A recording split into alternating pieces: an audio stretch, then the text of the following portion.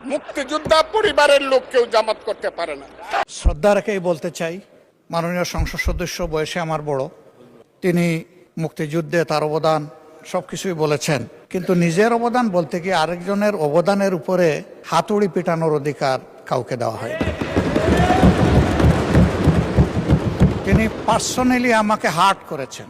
তিনি বলেছেন যে আমি বলে থাকি আমি শহীদ মুক্তিযোদ্ধা পরিবারের সদস্য, তাহলে ইনি এটাকে চ্যালেঞ্জ করছেন। 2 নম্বর, উনি বলেছেন কোনো মুক্তিযোদ্ধা কিংবা শহীদ মুক্তিযোদ্ধা পরিবারের কেউ জামাত ইসলামী করতে পারে না। তাহলে উনাকে জিজ্ঞেস করে করা লাগবে? এটি আমার নাগরিক অধিকার। আমি কোন দল করব, কোন আদর্শ আমি অনুসরণ করব, এর উপর হস্তক্ষেপ করার ন্যূনতম কোনো অধিকার রাষ্ট্র কিংবা সংবিধান কাউকে দেয়নি। আমি এটার তীব্র নিন্দা জানাই। আমার আইডেন্টিটি নিয়ে প্রশ্ন করা হয়েছে, এটা গুরুতর অপরাধ করেছেন উনি। আবার আমার আদর্শ সিলেকশনের ব্যাপারে উনি কথা বলেছেন, এটা বাড়তি অপরাধ করেছেন উনি। আমি অনুরোধ করব মাননীয় স্পিকার, তার এই অসংসদীয় অংশটা এখান থেকে যেন এক্সপাঞ্জ করা হয়। শেষে গিয়ে উনি আমরা খোলা মনে এই সংসদকে ফাংশনিং করার জন্য বর্তমান জ্বালানি অব্যবস্থাপনা সংকট যেটাই বলি সেইটার ক্ষেত্রে আমরা এগিয়ে এসেছিলাম, খোলা মনে কথা বলেছি, নোটিশ নিয়ে আলোচনা হয়েছে এবং পরের দিন এসে মাননীয় প্রধানমন্ত্রী একটা প্রস্তাব দিয়েছেন, আমরা সাথে সাথে এটা গ্রহণ করেছি। তিনি এইটাকে শেষ পর্যন্ত কনক্লুশন টানলেন কি দিয়ে? হ্যাঁ, যার মগজ যেরকম তার কনক্লুশন হবে সেটা।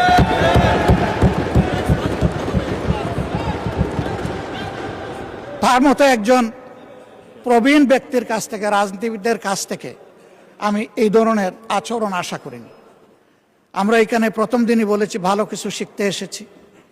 কাউকে হিট করা, গালি দেওয়া, এর মাধ্যমে বড় কিছু অর্জন করা যাবে না। কিছু গোলাবাজি হতে পারে বড় জোর, কিন্তু তার চাইতে বেশি কিছু হবে না। আর সাধারণত যুক্তি যখন ফুরিয়ে যায়, মাথা তখন গরম হয়ে যায়। একটা প্রবাদ আছে, রেগে গেলেন তো হেরেই গেলেন। আমরা সবাই মিলে হারতে চাই না, আমরা সবাই মিলে জিততে চাই। এই জন্য সবাই জন্য মাথাটা একটু ঠান্ডা রেখে যুক্তির সাথে সত্য নির্ভর কথাগুলা বলি, তাতে অবশ্যই দেশবাসী উজ্জীবিত হবে, এই সংসদের প্রতি মানুষের আস্থা তৈরি হবে এবং দেশটাকে নিয়ে সবাই মিলে আমরা সামনে এগিয়ে যেতে পারব। ধন্যবাদ মাননীয় স্পিকার। ধন্যবাদ মাননীয় বিরোধী দলের নেতা জনাব ফজলুর রহমান। এখন আর তো না বললেও চলে। আমরা সংসদ উত্তপ্ত হোক এরকম চাই না, আপনি একটু দয়া করে বসেন। আমি আমার বক্তব্য শুনেন। জনাব ফজলুর রহমান যে বক্তব্য দিয়েছেন তার মধ্যে যদি অসংসদীয় কোনো কিছু থাকে সেটা এক্সপাঞ্জ করা হবে, এবং মাননীয় বিরোধী দলের নেতা যে বক্তব্য দিয়েছেন তার মধ্যেও যদি কোনো কিছু অসংসদীয় থাকে সেটিও এক্সপাঞ্জ করা হবে।